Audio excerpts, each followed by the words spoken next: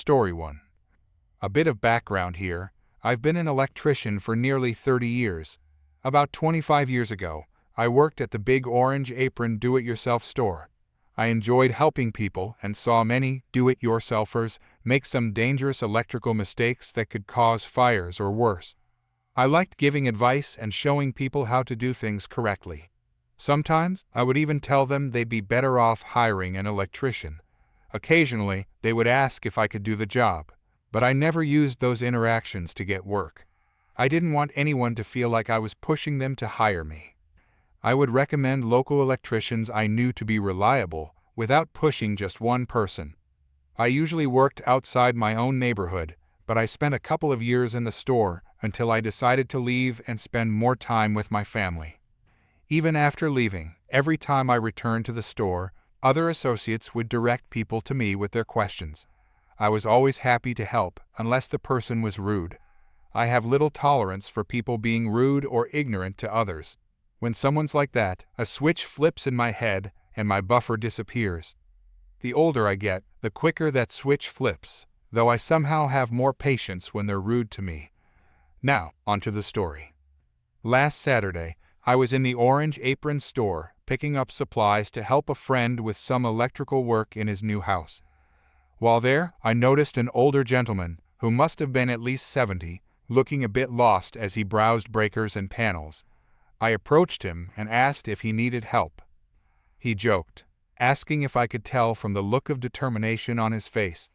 We both chuckled, and he told me he was helping his son install a hot tub as a wedding gift for his grandson's new house. I helped him gather everything he needed, and we ended up talking about life in general. I enjoy talking with older folks. They've seen so much in life. As we were discussing old stores that had been around years ago, I suddenly heard fingers snapping and someone clearing their throat. I turned and saw her, a Karen in her 30s. As we looked at her, she blurted, "When you're done with that old guy, I need help, and I've been watching you waste time with him." I smiled, turned back to the older gentleman, and continued our conversation. She kept snapping her fingers and yelling, "Hello," so I turned to her, snapped my own fingers, and said, "Hello." We both laughed, which only enraged her. She stepped closer, yelling, "How dare you? You're going to lose your job today." Now, I don't usually explain to people that I don't work there, because if they can't tell I'm not in an orange apron, there's no point in wasting my breath. She continued loudly ranting, but when she started insulting the older gentleman, I'd had enough. I snapped my fingers at her and said sternly, "Get lost." That's when she turned on the waterworks, putting on quite a show. We looked at each other and shook our heads at the spectacle she was making. Suddenly, a man appeared. She started crying to him, claiming we had verbally abused her. We chuckled as he flashed a badge and declared he was a local police sergeant and her husband. He said that if we didn't apologize, he'd arrest us. Knowing my rights, I wasn't about to apologize, but the older gentleman beat me to it. "As my friend told your wife, get lost," he said. I couldn't help but laugh and admire the older guy. Just as the sergeant started toward us, another man, around my age, came around the corner. The sergeant seemed to get bolder as this new guy approached. The sergeant greeted him. "Hey, Chief, could you call for a unit so I can cuff these two?" The chief looked at him, then turned to us. "Dad, did you get everything for the hot tub?" he asked the older man. Then he looked back at the sergeant, who went pale as he realized the chief's dad was the old guy he'd been harassing. "This is your dad?" the sergeant asked, stunned. The chief replied, "Yes, and I've been in the next aisle listening to you and your wife harass my dad and his friend.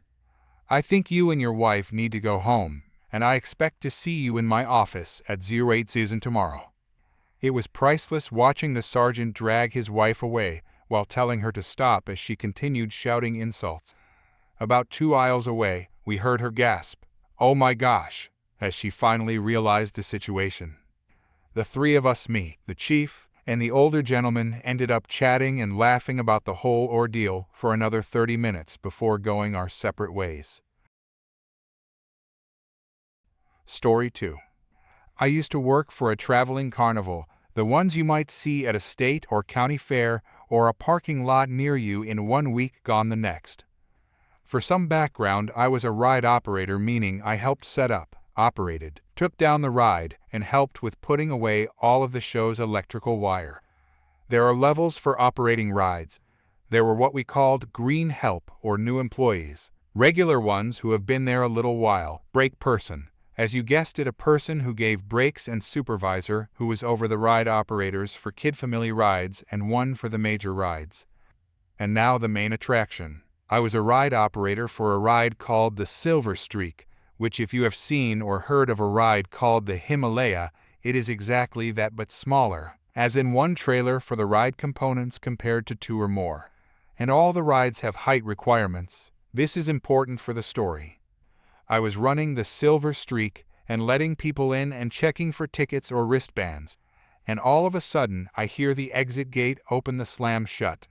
I noticed who it was, and I had to excuse myself from the entry gate to deal with the wrong way people. I asked the lady, I am using the term very, very loosely, if she and her party could exit the ride and come in the correct way. This is when the Uber Karen strikes. She told me that the line was too long for her and her family, hubby and 4 kids, I am guessing under the age of 7. I told her that I will not allow anyone to skip the line of people at the entrance. She says, I don't care about them. Me and my children will ride this ride. And then snobbishly turns her head. I looked at hubby and got no reaction. So I went to the entrance and told the people in line that there was a delay due to a party who came the wrong way and refused to leave. They all thankfully understood. I tried to get in touch with my supervisor and manager, but could not. So I just happened to see about 3 police officers come by, and I asked them to come over, in which they did. I told them the problem and told them where the Karen and her party were seated. Cops went to talk to Karen and her hubby, one to Karen and one to the hubby. They told me that Karen is on the fair board and she knows the state senator, and she would have my job as well as the officers' jobs, typical Karen jargon. I told the officers that if she doesn't follow my instructions for her and her party to leave and come in the correct way, I want her and her party taken off the ride. The Karen decides that she and family are going to sit there and not move. So I was able to get in touch with my unit manager and told him that I have a code Karen. Yes, we had a code for Karens. He came and asked them to leave after I told him the situation. I then told the people in line that I was sorry for the delay, and they said, "You don't need to be sorry, you're just doing your job." So the Karen gets more irate when my unit manager tells her that she needs to follow the ride operator's directions and leave and come in the right way. She of course refuses to do so, saying stuff like, "I am not going to follow some backcountry hillbilly piece of trash's directions." My unit manager told her that the operator just happens to be from Dallas, Texas, where I was born and raised and grew up in the city. That did not stop her. She actually told the cops to arrest me and my manager for child endangerment for the rides being unsafe. We inspect the rides every day and have state inspectors come in every 2 weeks. My manager finally had enough. He told the Karen that she and her party had 5 seconds to get off the ride and heading towards the exit, or they would be forcefully removed by the police. I might add there were now 8 cops there plus 2 state troopers. 5 seconds are up, and you can guess what the Karen does.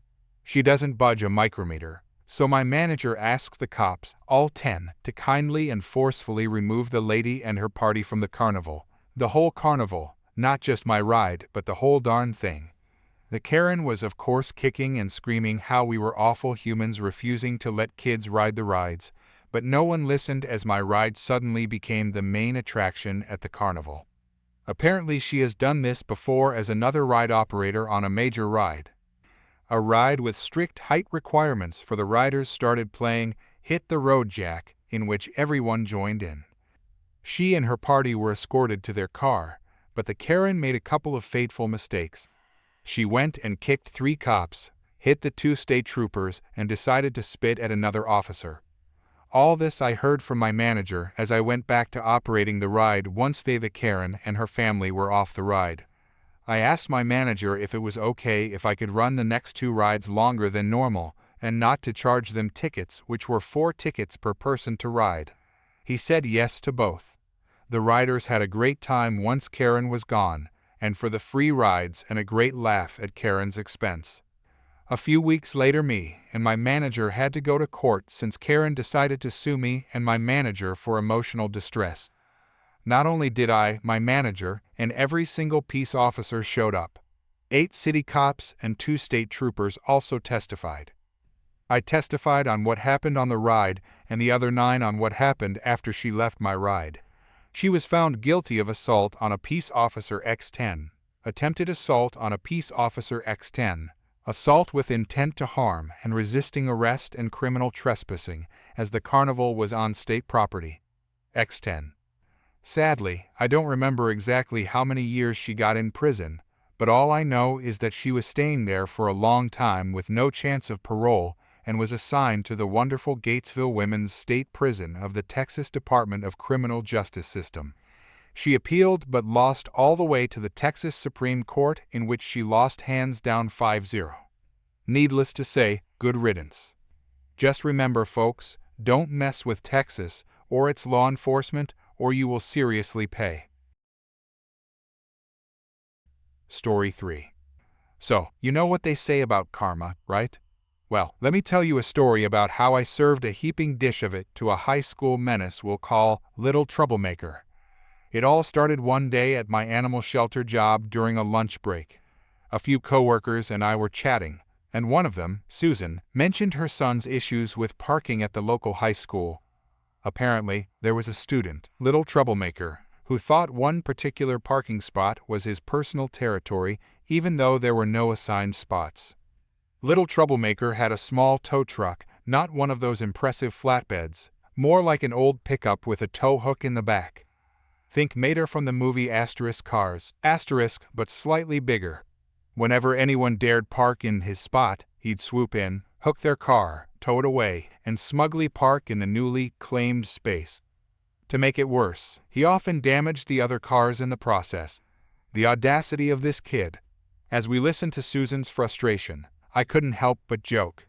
Wouldn't it be hilarious to park the Bearcat in that spot and weigh it down? I'd love to see Little Troublemaker try to tow that thing. Our local police chief, who was chatting with us our animal shelter, was affiliated with the police department, chuckled and said, "I'd love to see that too." What started as a joke soon turned into the foundation of a perfect revenge plan. A few days later, I learned that our little idea had sparked a grand plan. In our state, moving a vehicle without the owner's consent and without the proper towing permits counts as vehicle theft. So, the police chief decided to put our Bearcat idea into action. They set up a bait truck in Little Troublemaker's spot and weighed it down with a ridiculous number of cement bags. Susan later told me that the truck was so loaded that it looked like it could barely hold up under the weight. With the bait truck in place, the police chief and his team set up a few undercover units nearby, ready to catch Little Troublemaker in the act. They had everything planned to arrest him on the spot, but the events that followed were even more hilarious and satisfying than we could have imagined. As the sun began to set, Little Troublemaker arrived, strutting over to his so-called parking spot. There it was, the hefty Bearcat truck, our bait. Like a moth to a flame, he couldn't resist trying to tow it. With a determined look that would have been amusing if it weren't so obnoxious, he backed his truck up, hooked onto the Bearcat, and revved up his engine. For a moment, it looked like he might manage to move it. The truck inched forward just a bit, enough to meet the criteria for vehicle theft. But then, with a loud crunch and a cloud of smoke, the rear axle of his tow truck completely detached. That's when the undercover officers made their move. They emerged from their hiding spots and immediately handcuffed Little Troublemaker. The look of shock on his face when he realized he'd been caught was priceless. But the story didn't end there. The police reviewed footage from the bait truck's camera and discovered a treasure trove of evidence.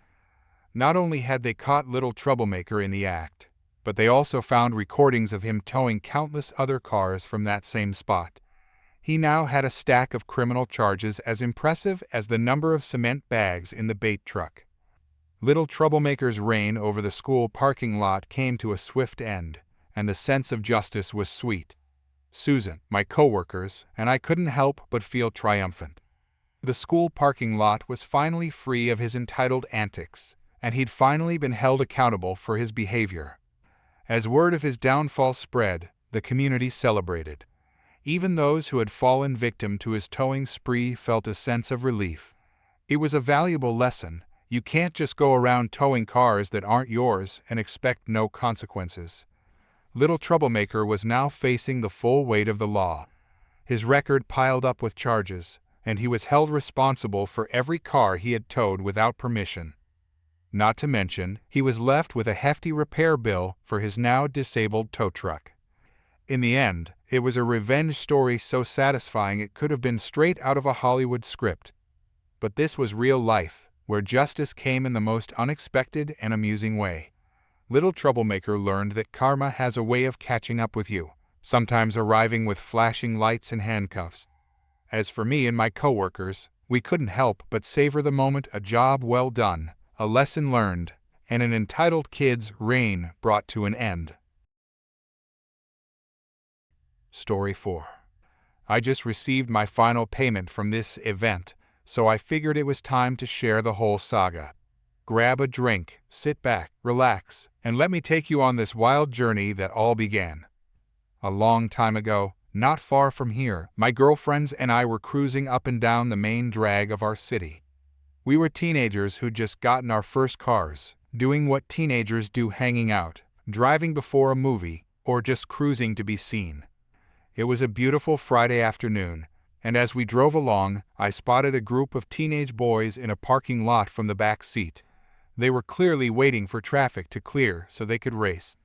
Their motorcycles and cars were all parked with doors open, hoods up, underglow lights on, and music blaring. Half of them had their shirts off. Being a teenage girl, I shouted, "Oh my gosh, Kirsten, look!"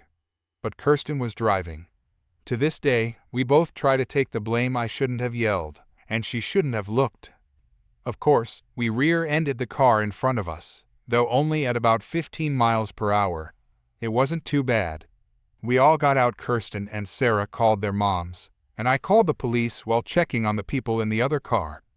The passenger jumped out, told me to stay away, and went to the payphone. Yes, this was that long ago at the fast food place nearby. I peeked into the car to ask the driver if she was okay. She was reclined all the way back in her seat, wouldn't look at me, and said she couldn't feel her arms. I started to panic. I told the dispatcher, "Send an ambulance, too. This lady says she can't feel her arms." My heart dropped. Had we just caused a serious injury because we were distracted? I felt awful and was trying to calm her, saying, "The ambulance will be here soon." Then she turned and asked me who was driving. I didn't really want to tell her, so I just said, "Don't worry about that, you'll be fine." But she insisted, getting angrier by the second, until I just said, "I'm not telling you anything." The dispatcher must have sensed what was happening because, at that moment, she said, "Miss, please back away from the vehicle."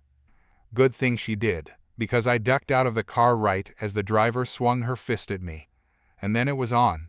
She unbuckled her seatbelt, not paralyzed after all, and launched herself out of the car, coming after me. We began a ridiculous back and forth, running around her car straight out of a cartoon, until she finally committed to one side, and I ran the other way to the parking lot. Kirsten was banging on the fast food joint's door, but an employee was holding it shut, clearly terrified. Sarah was crying on the phone.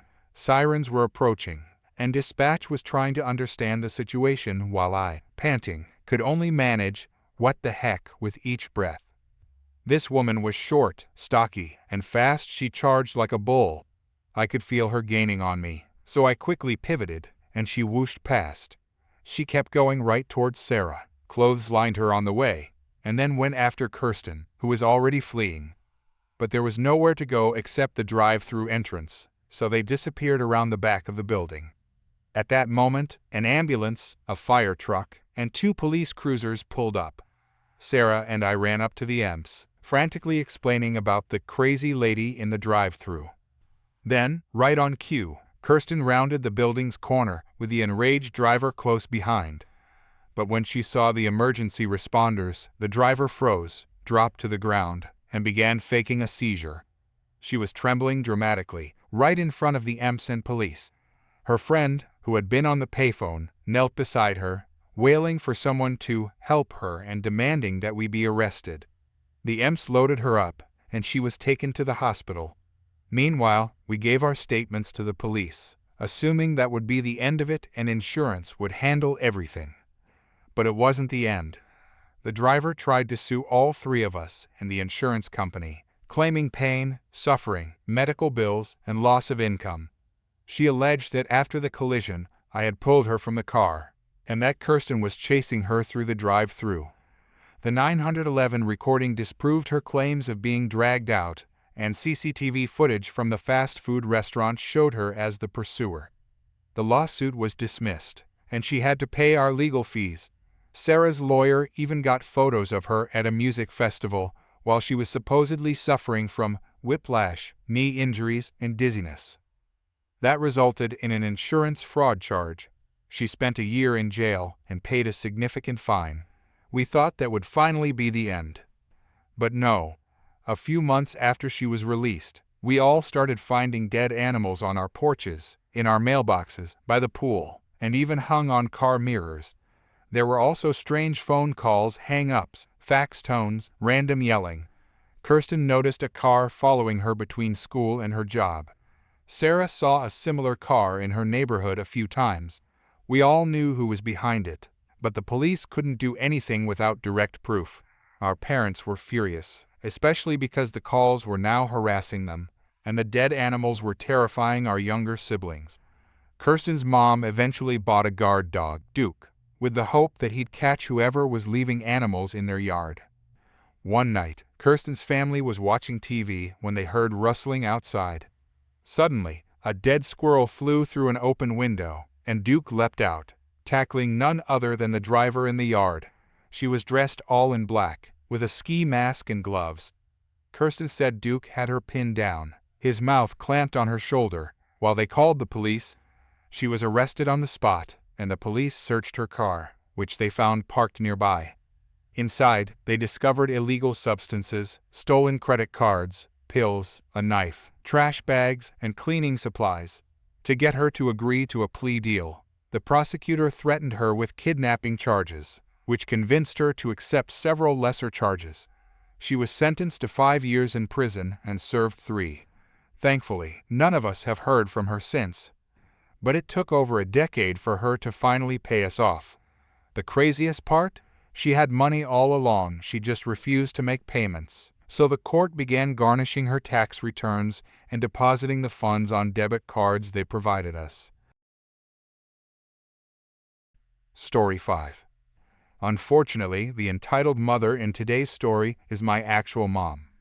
Some context before we begin. My mother was incredibly abusive to me growing up, not just physically, but also mentally and emotionally. So much so that my therapist believes she's the reason I have DID and is behind most of my depression. Also, I'm getting a cat when I come home from my trip in August. This will come back in a stupid way. So this happened about a week ago. I am currently planning a trip to see my dad and my best friend. I'll be gone for a week. When my mom found out about this trip, she started asking me a bunch of questions. Some of them were normal, like, "How long are you going?" or "Are you staying with your dad?" She also asked why I'm going to see my dad. Now, this may seem odd at first, but I understand why she asked this because my dad didn't tell me about my grandfather's funeral. Which, yes, I am mad about still, but I understand why it happened. He just lost his father shortly after he just got remarried. And with the way the world is right now, he wasn't sure I would be able to make it. Now I haven't fully forgiven him, but my dad owned up to his mistake, apologized, is taking me to see my grandpa's grave, and is giving me the family sword which he got from my grandfather. So all of that I could understand, but then she started questioning my best friend, asking if we were dating, or if I was interested in dating her, stuff like that. Normally, this would be a problem, but with everything my mom did to me and her refusal to even acknowledge any of it, I didn't want to answer any questions about my love life. So I told her, "I'm sorry, but I'm not comfortable talking to you about that stuff, since we aren't that close." We talked for a few minutes before she left, and I thought nothing of it. But when I looked on Facebook, she posted about how I was so mean to her and couldn't have a normal conversation with my mother. My sisters all started asking me about what happened, and I told them. They all said the same thing. Well, I understand, but she is your mom, and she loves you. You should just tell her. All but one, who has always had my back. My sister offered to take me to the airport, so I didn't have to get an Uber or deal with my mom. Again, my mom found out my sister was taking me. My mother was upset about this and asked why I didn't ask her to take me. I told her my sister offered because it was payback for watching her dog earlier that month, which was true, but not the whole truth. To which my mother demanded I give her my key to my apartment while I'm gone so she can clean it. I told her that was not going to happen and my apartment did not need to be cleaned. She started yelling about how, I'm your mother, I deserve a key to your apartment. Now, normally when I deal with her I try to keep calm, but I had just worked a 12-hour shift at work and was tired and just wanted to take a shower. So I told her in a slightly aggressive tone, no, you don't deserve a key to my apartment. You don't pay my rent or my bills. You didn't co-sign the lease my father did. If anyone deserves a key to my place, it's him. She got quiet for a minute and said, well, if you don't give me a key, you can't get a cat. I just started to laugh at her after this. She asks, what's so funny? I told her, Ma, you don't control me at all, I live alone. And second off, I'm already getting a cat when I come home and on top of that, you're allergic to cats. So how are you going to stop me? She starts screaming how she said I can't get cat blah blah blah. I'm done at this point, so I just say, I'm done with this. I'm going upstairs to my apartment. I'm going on my trip and I will be getting a cat when I come back. There is nothing you can do or say to change that, and in fact, if you keep doing this, you will no longer be welcome in my life. She gets quiet, and after a minute she goes, fine, but we'll be talking about this when you get home. Whatever, Mom. I go upstairs and go to bed. I haven't heard her say anything since then. Oh, and by the way, yes, there is something romantic between me and my best friend. We're actually going on a date when I get there and are talking about moving in together, so wish me luck. Story 6. I dated this man for 2 years. I don't want to label him a narcissist because I know people throw that word around often. However, I believe he had a lot of narcissistic tendencies. He isolated me so I wouldn't talk about his toxic behavior, called me names, kicked me out, and every argument escalated because he would gaslight and insult me. He never took accountability. He would watch me cry and then go to bed, starved me, treated me like a servant, gave me months of silent treatment, and possibly even cheated on me, though I can't prove it. He was emotionally and psychologically abusive. I wasn't a perfect partner, but my intentions toward him were always sincere. I gave everything to him, only for him to crush me mentally the way he did.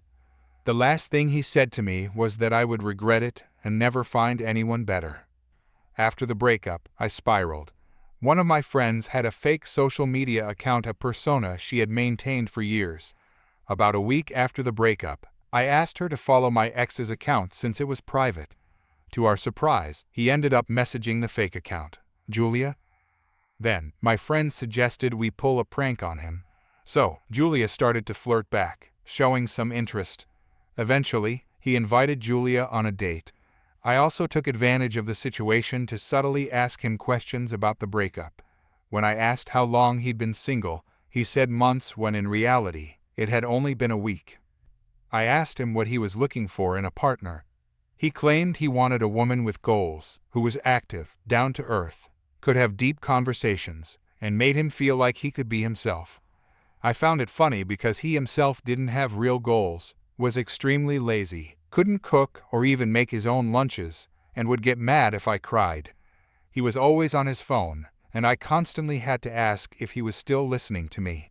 He showed zero empathy or genuine emotion. Him being himself essentially meant expecting his partner to accept the lack of even the bare minimum, along with his disrespect and abusive behavior. We decided to make the prank a 2-part plan. The first part was straightforward. He seemed so desperate for attention that it was easy to reel him in. Julia chose a downtown restaurant for their date. When he arrived, Julia suddenly canceled, pretending she had an emergency. We had prepared fake proof to make it all seem believable. He believed everything. The thought of him getting ready, possibly stopping at the pharmacy, and then driving 30 minutes for absolutely nothing was satisfying. For the second part, Julia rescheduled their date for 5 days later. During those days, she kept up a flirty, suggestive conversation to keep him hooked. Julia even made a real reservation at a restaurant this time.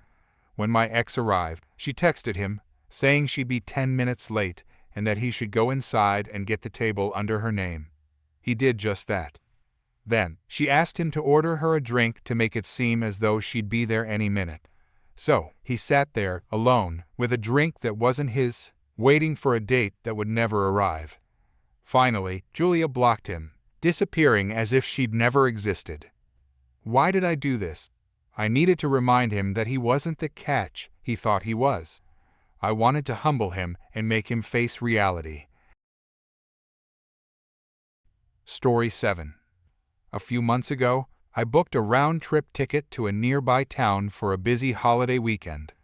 My plan was to do some cycling while there, so before my departure date, I called the bus company to confirm whether I could bring my bicycle along. They assured me that I could, as long as I arrived at the bus station half an hour early. On the trip down, they loaded my bike into the baggage hold without any issue, even opening a special side hatch to make it easier to fit. I enjoyed a few bike rides during my time there and had a great weekend. Then, on the day of my return, it was pouring rain. I arrived at the bus station half an hour early, thoroughly soaked. Being considerate, I even bought some paper towels to wipe down my bike, so it wouldn't make anyone else's luggage damp. When the bus arrived, I went straight over to the baggage loading area and asked the attendant if I could load my bike. He simply replied, "No." I asked if I should wait, but he said that wasn't the issue, he just wasn't going to let my bike on. At all. I spent the next 15 minutes arguing with him, watching the clock tick closer to departure time. I explained that the bus company had already confirmed I could bring my bike, but he wouldn't budge.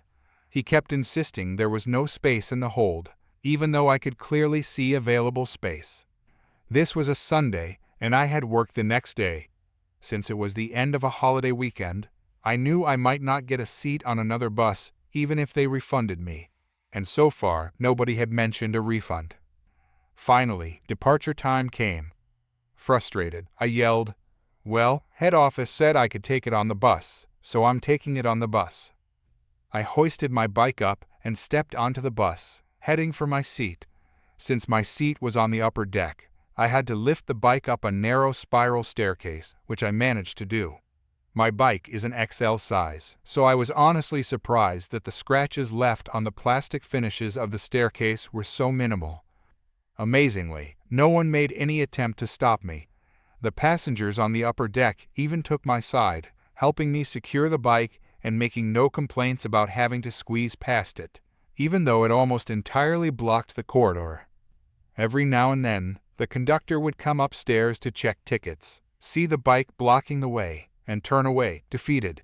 Each time he did, I'd say loudly to my fellow passengers, it would have made more sense to put it in the hold, but it's their bus, and they make the rules. The other passengers would agree with me.